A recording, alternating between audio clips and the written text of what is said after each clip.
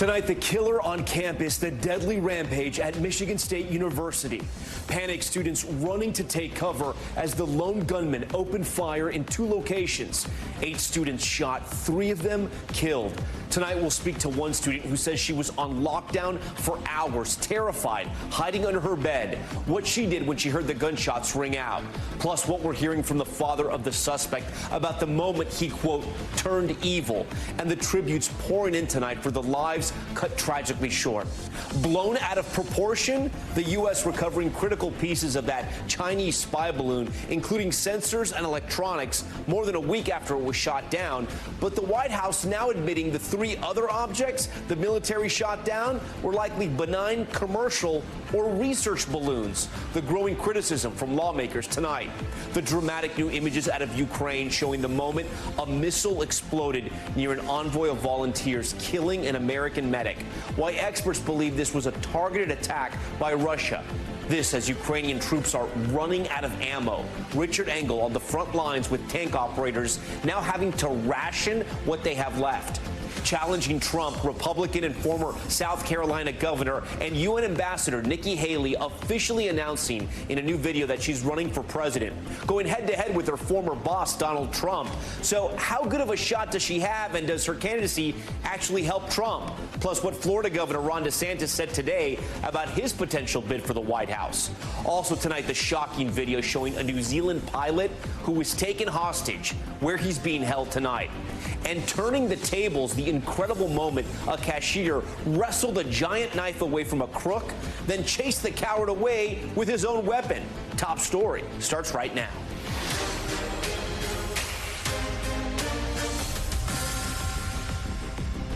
And good evening. We begin Top Story tonight with the chilling new details. A lone gunman going on a deadly rampage on the campus of Michigan State. The first shots reported just before 8:30 last night. Students seen frantically running. Mass shootings so common, these kids likely knew exactly what was going on. Some even jumping out of windows as cops rushed in to find the shooter.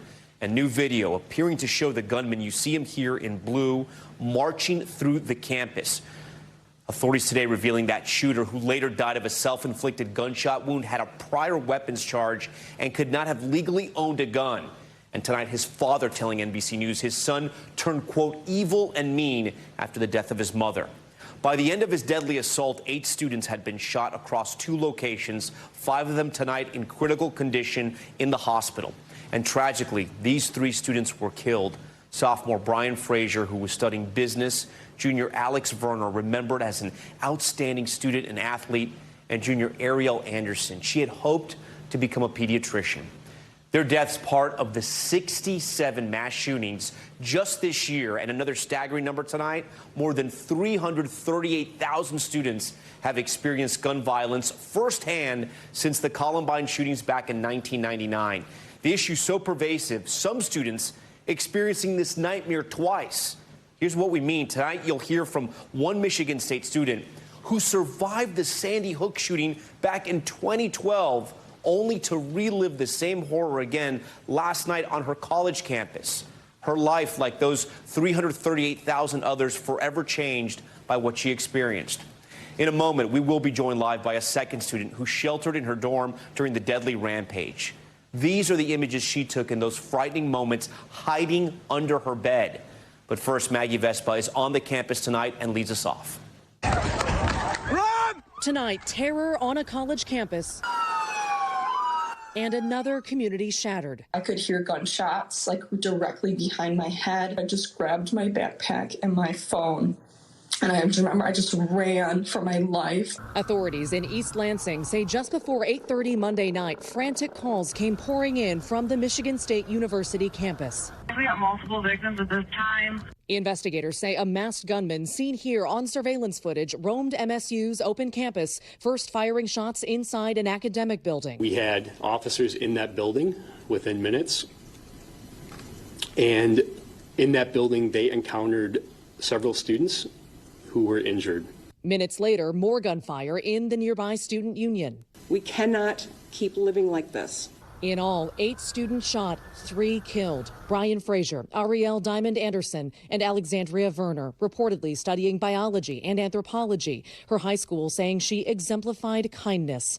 The 5 wounded, in critical condition, doctors overwhelmed.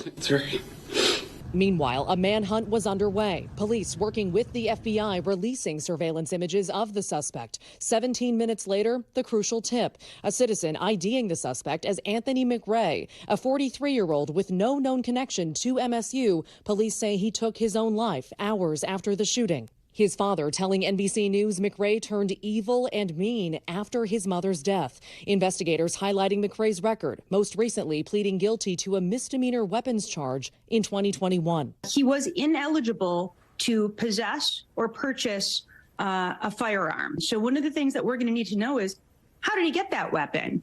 In East Lansing, the horror still fresh. Tell me about the frat house. He came really close. Yeah. During the rampage, freshman Gage Tureau sheltered in his dorm room with a dozen others. A neighbor's camera capturing what appears to be the gunman walking near his fraternity house. Nobody knows how to digest this. People are walking around campus really, scared. Jackie Matthews knows that fear. A senior at MSU, she's from Newtown, Connecticut, and was inside a nearby middle school under lockdown during the Sandy Hook massacre. This needs to be more than a news story tomorrow. Unfortunately, multiple people reach out to me who have experienced other mass shootings who are at Michigan State, and there is nothing that will ever be okay about that. A generation all too accustomed to mass shootings, now the target of America's latest. Maggie Vespa joins us now live from East Lansing, Michigan tonight. Maggie, I want to go back to those victims who lost their lives. Do we know anything more about them? The 3 who lost their lives, Tom, are being honored and remembered, as you can imagine, here on campus. In fact, we've heard that there's a memorial for Ariel tonight, just scheduled here in the next few hours. But those tributes are pouring in just about the things that, you would want people to know about your friends. As we said, Alex being remembered as somebody who her school saying exemplified kindness. Ariel was someone who reportedly loved kids and wanted to be a doctor. So everybody just wanting to make sure they were remembered for the things they loved in their lives, and it just, the best of them, basically, as this community grieves. And so young. And do we know anything about the motive here? Because the shooting was so strange in the sense that it appears this man, it's unclear his connection to the school, but he just wandered onto campus and started killing people. Exactly. It seems like he has no connection whatsoever to MSU. He was never a student here. Authorities say he was not a staff member here. And they say, frankly, right now, his motive as to why he chose this school, this campus, is a mystery. And kind of adding to that mystery, one of the twists that authorities revealed today was that they found that note. You might have seen this headline, a note in his pocket after, again, he died by suicide. And in that note, authorities say he made threats against 2 schools in Ewing, New Jersey, which they say the suspect has ties to. They didn't reveal what those ties were or anything more about the threats, but as a result, the district today there also canceled classes. Okay. Tom? Maggie Vespa with a lot of new reporting for us tonight. Maggie, thank you. As the country grapples with another mass shooting, the Michigan State community mourns the loss of 3 of their own. We are joined now by Nadine Baydoun. She's a junior at Michigan State University who was on campus during this shooting. We should point out, Nadine, we know tonight you're at your parents' home because staying on campus for you was obviously too troubling, and we understand that. How scary was last night? Last night was unbelievable. I still didn't comprehend what happened. I didn't deepen what happened at all. Talk to me about what happened around 8:30. I'm not sure when you heard the first gunshots, but we know we have these photos of you, and you physically were hiding under your dorm bed, and you were under lockdown? Yeah. I barricaded myself. I got many phone calls from my friends saying that there was an active shooter. Also, there was an email.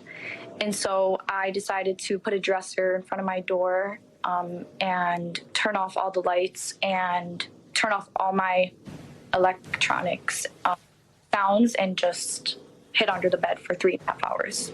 Did you know what was going on? I mean, there are so many mass shootings now in America. Were you completely aware of, oh, this is now happening on my college campus? I would never have expected it to happen to me. It's one of those things that you just never expect to happen to you. I still can't believe it happened. I still can't believe I heard gunshots next door from my dorm. I can't believe that I heard helicopters on top of my dorm. I can't believe any of it. Do you think this is going to sort of weigh on you and the MSU community in the years ahead?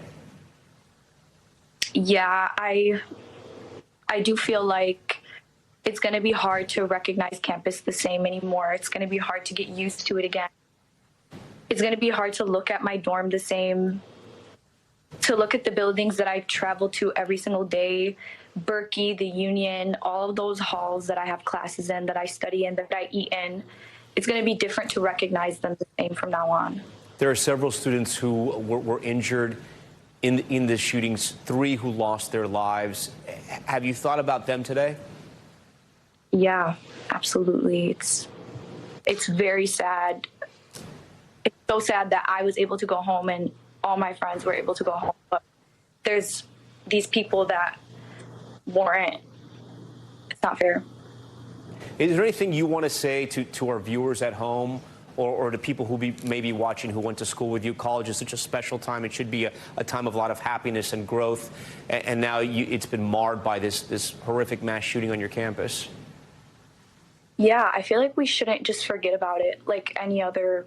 It's not, as a country, like we need to stop moving on so quickly from these events, because they need to be stopped. They need to be paid attention to so that they don't keep happening over and over again. Nadine Beydoun, we thank you so much for joining us tonight. We know it's a tough time for you, and we hope at some point you can return to campus.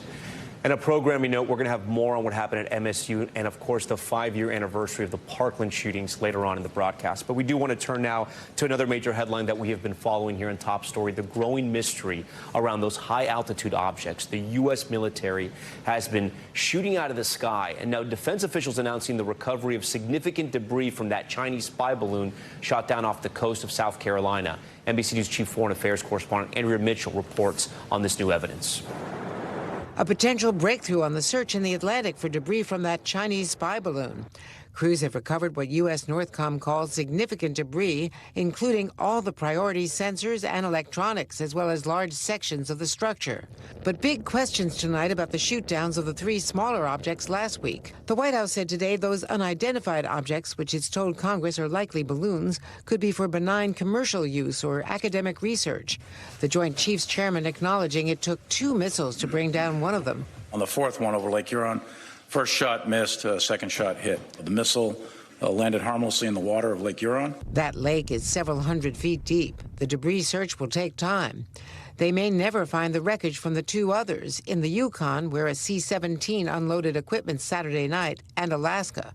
That's up in some really, really difficult terrain in the Arctic Circle with very, very low temperatures in the minus 40s. Senators in both parties not satisfied after a classified briefing today. 95% of what was discussed in that room today can be made public without compromising the security of this country. The American people need to know more so they'll have more confidence in our national security. Did you get the answers you needed today? Well, I don't think we have the answers yet. And that's part of the frustration that not only we in Congress have, but the public has. Some who have been briefed now asking if those small objects were really a threat and worth the price of shooting down. The Air Force estimates the cost of taking out the 4 high-flying objects is more than $2.5 million. I would ask you to reflect on how many airliners have been brought down by balloons in recent memory. All right, Andrea Mitchell joins Top Story tonight. Andrea, give us a sense of those lawmakers. It sounded like some were frustrated and others may have thought the shooting down was unnecessary. No, exactly. Republicans, of course, but also Democrats. So this is bipartisan. This is the Intelligence Committee, which tends to not be that political. At least that's the tradition. And both parties are really frustrated. They're not getting enough information. They don't think what they learned was truly classified, that the American people could be told it. And there's pressure for the president to actually go public and explain all of this to the American people. And that leads to my next question, Andrea. So do you think President Biden, feeling this pressure, will eventually address what's going on here? I would expect that. Nothing's been decided yet. They're doing an interagency review.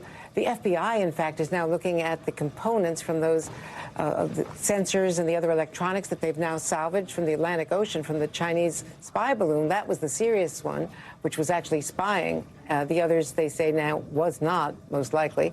And to see whether any of those actually were exported from countries with export controls or even American companies, and that could lead to criminal action if American companies are illegally exporting sensitive, technical materials to China. All right, Andrea Mitchell for us tonight. Andrea, thank you for that. We take you now to the war in Ukraine for an in-depth report one of our teams there has been working on for several days. It involves the killing of an American volunteer medic.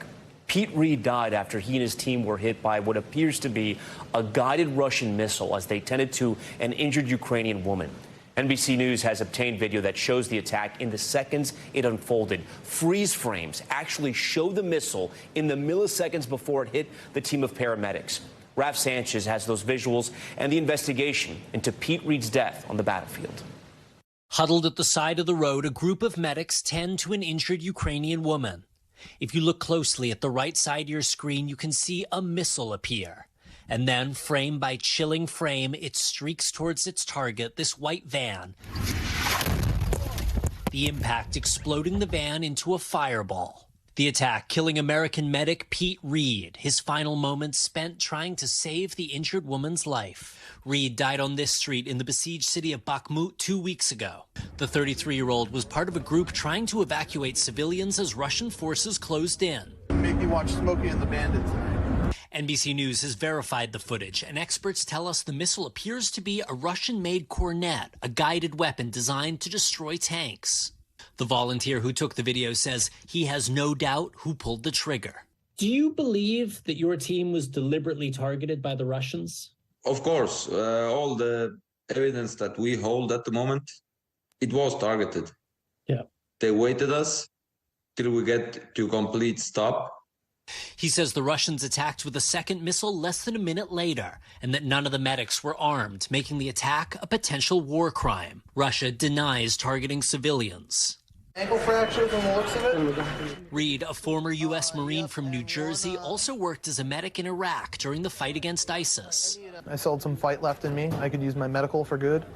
It was there, amid the chaos of war, he met his future wife. I fell in love super fast. He was funny, he was goofy, he always made me laugh. They were married less than a year. The awful call coming as Alex, a nurse, worked the hospital night shift. I mean, I was angry, obviously, that he was targeted.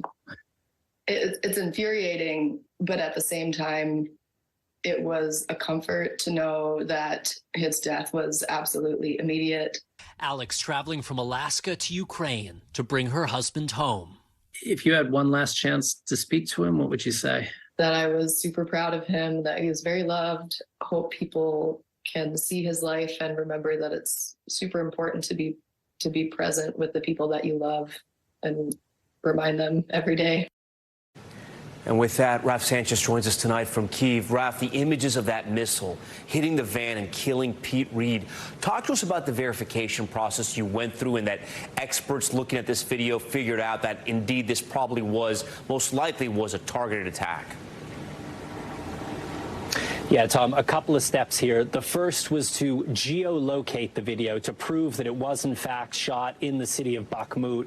One of our colleagues in London was able to compare the houses you see in the background of the video to satellite images. So that satisfied us that the video was authentic. And then, as you said, the images of the missile are so clear. We were able to show them to two military experts, and they could tell us with confidence that this did appear to be a Cornet missile, which is a very common weapon used by the Russian military here in Ukraine, Tom. And then, Raf, talk to us about what's next for Pete's family. We heard you speak to his wife there. She's going to now travel to Ukraine to try and get that body back, to bring it back to the States. Yeah, they are mourning their loved one, Tom, and they are seeking accountability. We know from Pete Reed's family that the FBI has the video that we showed you at the top of the piece. We know that there are also two other videos out there which have not yet been made public. One is a dash cam from one of the vehicles. The other is footage from a GoPro that one of the medics was wearing. So there is more evidence out there about what happened in the city of Bakhmut. But, Tom, we should be realistic here that the prospects of the U.S. government successfully prosecuting a Russian soldier for the killing of Pete Reed are pretty slim. Maybe nearly impossible. Raf Sanchez and his team with an incredible report out of Ukraine there. We want to stay in Ukraine. Another troubling headline. Tanks on the front lines of the war are actually running out of ammunition. This is something another one of our teams there has seen firsthand. Ukrainian soldiers saying their ammunition stockpiles are dwindling and their Soviet-era tanks are breaking down. Richard Engel has the latest on this ongoing battle. Ukrainian tanks on the front lines are running out of ammunition. Commanders say stocks are so low, they now only shoot when they can see their enemy. We use as little ammunition as we can, but still it's disappearing, says a battalion commander codenamed the Saint. Can you stop this Russian offensive? Now we can only hold them off, he says, but nobody knows how long we can keep doing it. Their equipment is just too old. Let's see if we can get in now. This tank, like most Ukrainian tanks, is about 50 years old, and spare parts are a problem. Ammunition is a major problem because Ukraine isn't making ammunition for these old tanks anymore. They are using the stockpiles that they already have, and those stockpiles are quickly running out. Russia still produces ammunition for its Soviet-era tanks and has huge reserves. But here in Ukraine, tractor mechanics are keeping the old machines running and scavenging from destroyed Russian tanks until help arrives. And it's not just tank rounds.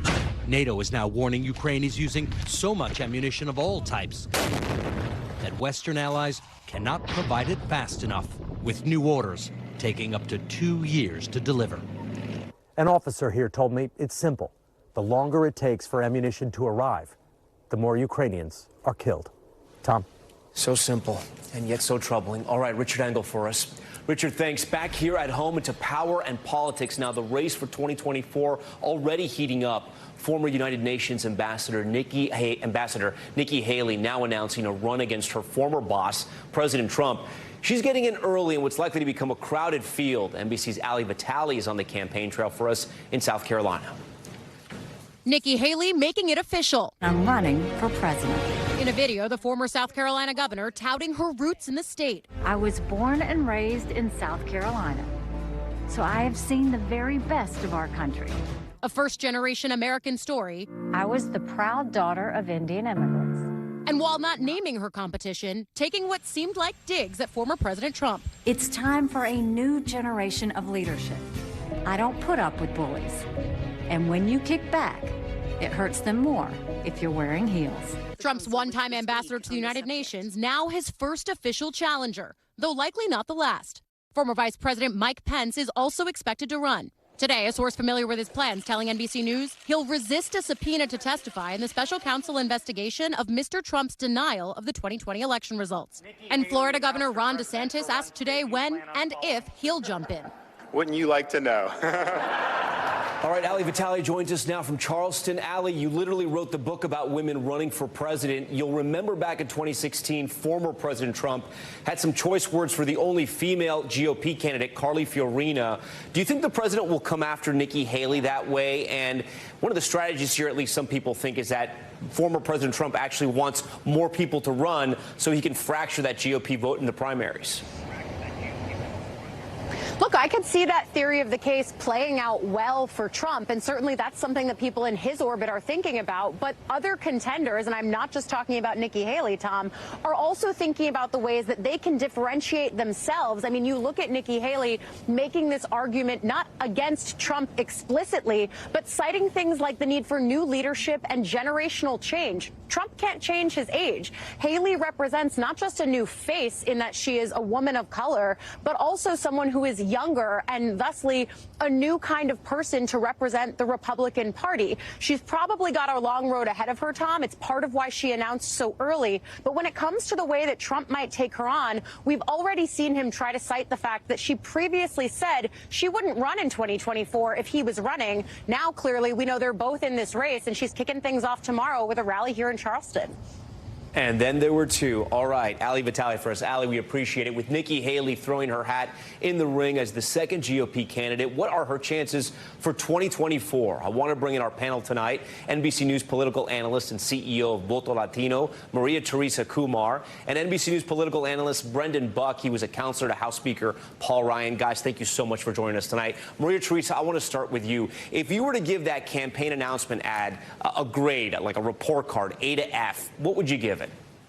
Well, if I had never known who she was, I would actually say that's probably a B and would pique my interest. But if you actually see what her record was while she was then governor, then you would actually be able to recognize that she speaks on both sides of her mouth. I'm speaking principally as a woman who was desperately against any type of abortion and was perpetuating abortion bans. And I think that's going to be one of the biggest dings that she has going into the race. When you look at Trump, he doesn't say necessarily that he's anti-choice, and that, in some screwy way, when we saw what happened in Kansas, may actually benefit him. You know, Brendan, I found the ad kind of interesting for a Republican primary. At times, if you close your eyes and just listen, you may have thought it was an ad for a Democratic primary. I say that because she talked a lot about race. And in 2016, we'll remember former President Trump launched his campaign with racially charged language against Mexico and talking about building a wall. Yeah, it also felt a bit like a general election ad. It had a lot of vibes of maybe Mitt Romney in 2012. The problem is I'm just not sure that's what the Republican Party is looking for. I think Nikki Haley would be a tremendous general election nominee. I think she would be a great fresh face for the party. The question is whether there's an audience for that, and polls show that she doesn't really resonate a whole lot. So she has a lot of work ahead of her. Like, she may be right now in fourth place in her own home state. And I know getting in early has some of its advantages, but we are a much more populist party than we used to be. We're much more isolationist than we used to be. The most interesting thing from that ad for me, though, is she said she's going to kick back against bullies, and whether or not she's going to be able to just say time for a new generation, that's nice, but it's probably not enough. You probably also need to take on Donald Trump. Nobody's really been willing to do that, but maybe she's signaling she will. And to be clear here, there is no known Nikki Haley base within the GOP right now. That's exactly right. And I think that is one of the things that Buck is. Yeah, go, Brendan, you go ahead, and then Maria Teresa can ask you. Yeah. Yeah, you look at polls, and she barely registers. She's at 1%. I think it is a mistake to say somebody who is not the leader in an odd year is necessarily out of it in an even year. We've attached ourselves to people like Scott Walker and Rudy Giuliani and been proven wrong. But long road, big hill to climb for her. Yeah, Maria Teresa, I want to ask you about the point that Brendan was making earlier about the state of South Carolina. He's right. If Senator Tim Scott, who is incredibly popular with the GOP, throws his hat in the ring as well, they're going to be competing for the hometown vote in their state of South Carolina, which is always an important state in the primary calendar. Going to be more important with your party this year, clearly, but still an important state for Republicans. So this even hurts her, if Tim Scott does come in. Well, I think it's more of what Brendan said in the beginning, is that she doesn't really have a base within the Republican Party, and that's going to be her biggest challenge. What I found curious was the fact that Trump actually said, kind of shrugged his shoulders. He said, let her get in the ring. And that's because he does recognize that the more candidates that come into the ring, he does have a loyal base that will come out for him. And having Nikki Haley come in, the only person right now that gets hurt is DeSantis. DeSantis is actually they're going to be touting after the exact same kind of moderate independent Republicans. And I think that is why Trump says, the water's warm, come on in. It's a great point. And that leads to my next question with Brendan. Now, Brendan, how many people, as somebody who has ties to the Republican Party, how many people would it start to make you feel nervous that Trump could actually take it all with his MAGA support? How many people would have to throw their names in, like 4 or 5? Yeah, not a whole lot, 4 or 5. Look, Donald Trump has anywhere from 30 to, it's not a majority, but anywhere from 30 to 40% of the party who will choose him first. You think he could still have up to 40%, Brendan? You think he could possibly, in some states, up to 40% still?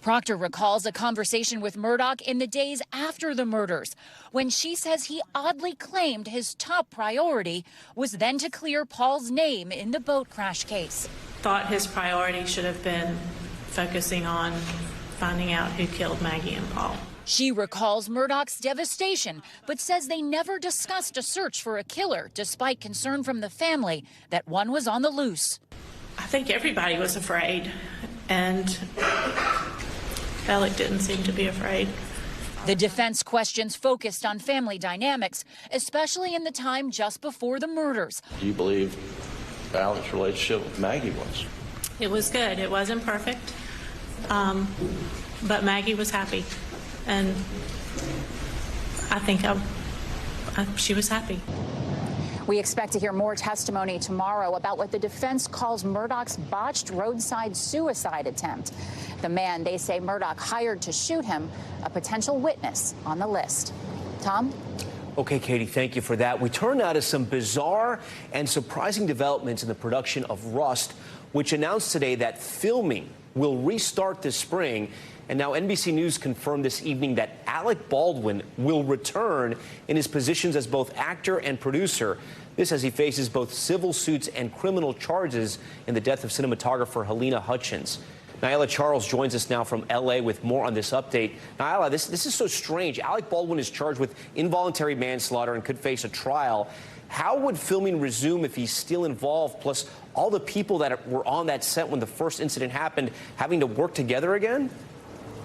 Right, Tom, it's really strange. A spokesperson from Rust Movie Productions tells NBC News that Baldwin will be returning, like you said, as an actor and producer when filming resumes in the spring. And we've also reported that will happen somewhere outside of New Mexico. It's possible the trial could be delayed, and if so, it may not interfere with filming at all. But one of our legal experts says if the filming and trial do happen at the same time, it would be difficult to accommodate both, since as a defendant, Alec Baldwin must be in court for trial. He says the defense could even try to delay by arguing that the filming is important to all of those production jobs.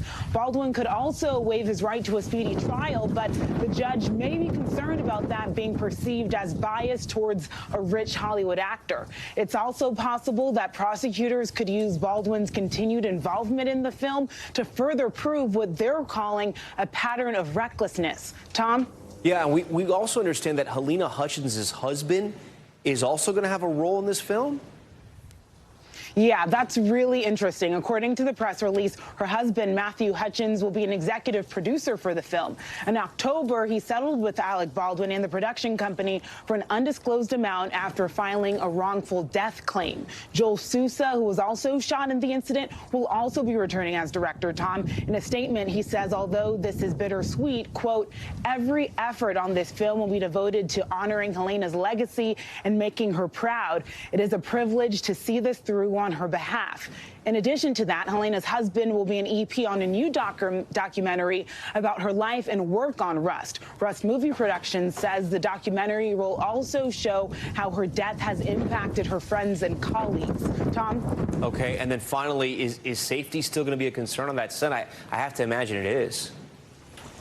Well, Rust Movie Productions says it will have new safety officers on set. No mention, though, of the film's original armorer, Hannah Gutierrez-Reed, who was also charged with involuntary manslaughter as the person who was in charge of weapons on set. An attorney for the production company says the production has been cleared by all of Hollywood's unions and guilds, also saying all working weapons and ammunition will be banned from the set. That, of course, includes live ammunition. But a film safety expert we reached out to says putting the film back into production is a highly questionable decision, saying that if they don't increase the film budget, they will run into even more problems. Definitely a lot of pressure, Tom, as the industry and world watch this closely. Tom? All right, Nyla Charles from a very windy Los Angeles tonight. Okay, Nyla, thank you for that report. When we come back, a parking job gone horribly wrong in Utah. Take a look at this, a driver slamming through the front of his pizzeria, while the owner says the situation could have been much, much worse, if not for the Super Bowl. We'll explain.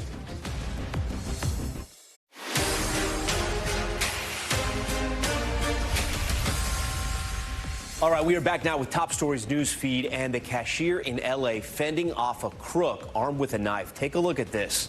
New surveillance video shows the suspect brandishing a kitchen knife, pointing it at the employee's stomach and demanding she open the register. Well, the employee somehow wrestled the knife from the attacker, chasing him out of the store. No one was hurt, but police are still searching for that suspect, who likely is still running. Now, another wild scene caught on camera, this one at a restaurant in Salt Lake City. New video showing a car smashing right through the front window of this pizzeria after a driver hit the gas instead of the brake while she was trying to park. The owner says luckily no customers were inside at the time because the restaurant was opening later than usual after the Super Bowl rush. There were employees inside at the time, but no one was hurt. And a consumer alert, Hyundai and Kia are rolling out a software update to more than 8 million vehicles to prevent an uptick in thefts. As we've reported here on Top Story, there's a viral TikTok challenge right now. It demonstrates how to use USB cords to steal certain types of vehicles. The thefts have been linked to more than a dozen crashes and 8 deaths. The update that they're doing now includes an anti-theft sticker to deter attack, a longer alarm, and the need for a physical key instead of a push start. All right, time now for Money Talks, what consumers and investors need to know from the business world and beyond. And new numbers show inflation eased slightly in the new year compared to last year. That's the good news, but it's still high, and in a worrying sign, inflation rose from December to January. See that right there. NBC News business and data reporter Brian Chung joins Top Story right now to break down all of this for us. And Brian, I guess one of the things that was scary is when you look at the year-over-year numbers, things like natural gas, airfare, groceries, sky high. Yeah, all high. I mean, look, broadly speaking, Tom, the inflation report shows that prices are still really uncomfortable for Americans. And you can see just the categories ahead of you, right? Natural gas up 27% over the last year or so. And you can see, again, things like eating out, just going out to get groceries for cooking at home. Those all got enormously more expensive. But I want to point out that most of the drive in inflation was actually due to shelter, just the cost of putting a roof over your head, higher rents and mortgages contributing to the high inflation. And did consumers get relief anywhere? Are we seeing any prices come down? Yeah, well, were some price declines in things like airline fares over the month. We also saw used cars and trucks go down. That's a very big component of inflation as well. That seems to show that maybe the supply chain issues with cars are alleviating, although new cars still remain very expensive. But broadly speaking, again, things are getting more expensive than they are getting cheaper, although you might be able to find some price categories that did see price declines. And used cars were out of control just a couple of years ago. I mean, really wild, especially during the pandemic.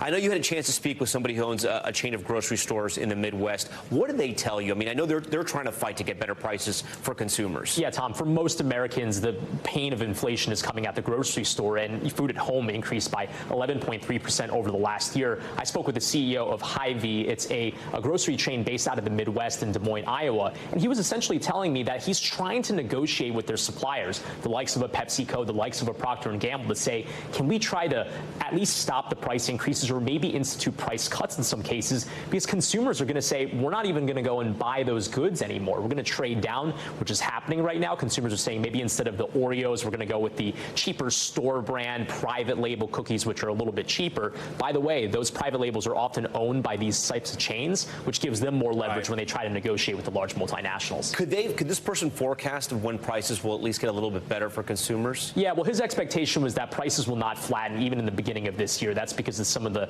lingering impacts and the delays by which some of these producers have been increasing their prices over the last year and into the beginning of this year. But optimism as he, and by the way, other retailers and grocers as well, try to negotiate with their suppliers that they can get prices down maybe in the tail end of this year. All right, Brian Chung for us. Brian, we always appreciate your analysis. Thanks for joining Top Story tonight. Okay, when we come back, Top Story's Global Watch, a pilot being held hostage by a rebel army in Indonesia, the wild video they've released and what they're demanding. That's next. All right, time now for Top Story's Global Watch, and we start with rebels in Indonesia releasing new images of a pilot who's being held hostage in the Papua region. New video from the West Papua Liberation Army appears to show the captain alive, surrounded by armed men. He was kidnapped last week after landing in a remote region to pick up construction workers who were building a healthcare center there. The rebels are demanding the Indonesian government recognize West Papua's independence. And the first ever Marburg virus outbreak has been confirmed in the Central African nation of Equatorial Guinea. The World Health Organization says the highly infectious and often deadly virus has killed at least 9 people. More than 200 people have been quarantined, and 16 additional suspected cases of the virus have been reported. Health officials say the virus spread by bodily fluids can have a fatality rate of 88%. And an update to a story we've been closely following. Nicaragua's government has now voted to strip expelled prisoners of their Nicaraguan citizenship. More than 200 political leaders, activists, and journalists were released last week and sent to the U.S. in an unprecedented move by President Daniel Ortega. Experts say revoking their citizenship is a violation of international law. Okay, now we take you to Turkey, where the death toll of last week's earthquake is now more than 41,000, a staggering number that is unfortunately still climbing. But amazingly, rescue workers are somehow pulling survivors from the rubble 8 days later. NBC News foreign correspondent Matt Bradley is there for us tonight. Tonight in Turkey, rescue workers still finding miracles. Like these two brothers, 17 and 21 years old, pulled from the rubble. Amazingly, still alive after 198 hours. The last thing I saw was the ceiling tumbling on me, he says. And an astonishing sight for these rescuers, peering into the darkness and seeing the outstretched hand of a 65-year-old survivor, later pulled out after nearly 9 days. But rescues are becoming rare. Teams are increasingly focused on recovery and rehabilitation, especially for children. It was a shock for me, 13-year-old Abdulkader told us. I heard that so many of my classmates are dead.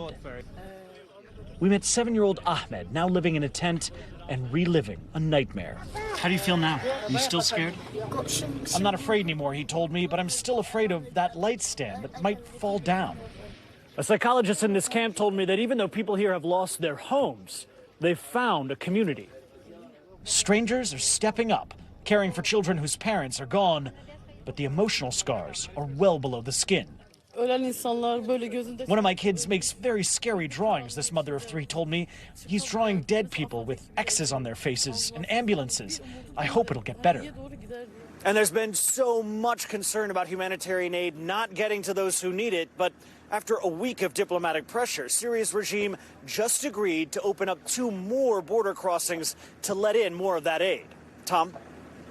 A major development there for the people of Syria who have been suffering so much. Okay, Matt Bradley for us. When we come back, remembering the victims of the Parkland massacre. The Michigan State shooting happening nearly 5 years to the day since 17 people were killed inside of a Florida high school. How their parents are honoring them as they push for change. All right, we are back now with calls for change as America grapples with yet another school shooting. We're also remembering the 17 people killed 5 years ago today at Marjorie Stoneman Douglas High School in Parkland, Florida. Sam Brock with a look at how their parents are honoring their memory and trying to prevent these tragedies from happening again and again. For parents, spouses, and siblings who had their lives upended and hearts shattered 5 years ago to the day by a murderer at Marjorie Stoneman Douglas, a day of reflection included beautiful portraits. At this time, we pause to honor those we love. Comforting words from faith leaders. May God heal our community and bring us back to a place where there is nothing but goodness everywhere we look. And acts of kindness all across Broward County. But no truly safe space from tragedy. Not then, not now. I don't have the ability, I can't even pull up the ability of denial right now that it has been 5 years. And I tell you, it's like, okay, fine. I've done my 5 years. I've done everything I can possibly do. But okay, Scott, it's time to come home now. It's just time to come home. I've done 5 years. It's time to come home.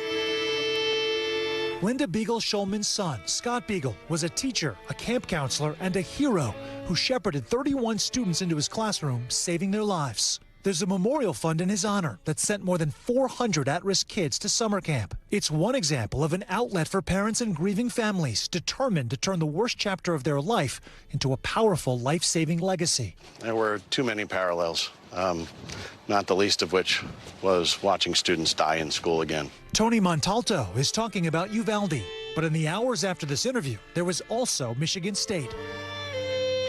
Montalto lost his precious daughter, Gina, who he says was the first one to reach out to new students, an avid reader, artist and member of the Color Guard. I will continue to do what I need to do to extend Gina's legacy and the legacy of the 16 others that were taken that day. Her death, he says, will continue to propel new laws and policies, like the initial package in Florida, requiring a single point of entry at schools, more rigorous mental health screenings, and gun safety reforms, like raising the state's purchase age for firearms to 21. Every time we pass a policy or a law that can make other students and teachers safe at school, we're going to do that because that is part of their legacy.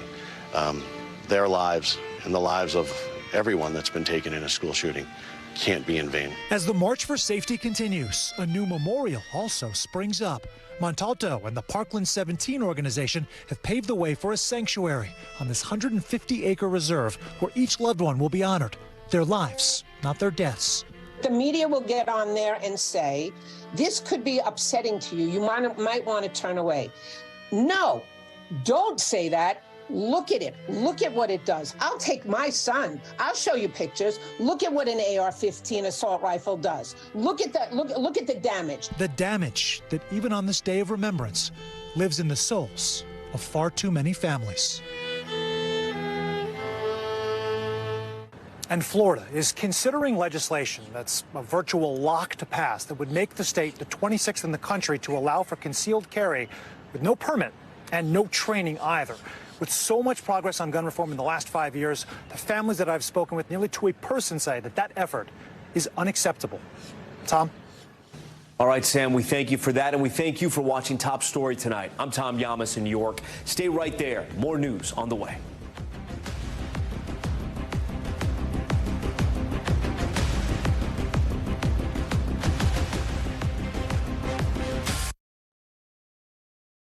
Thanks for watching our YouTube channel. Follow today's top stories and breaking news by downloading the NBC News app.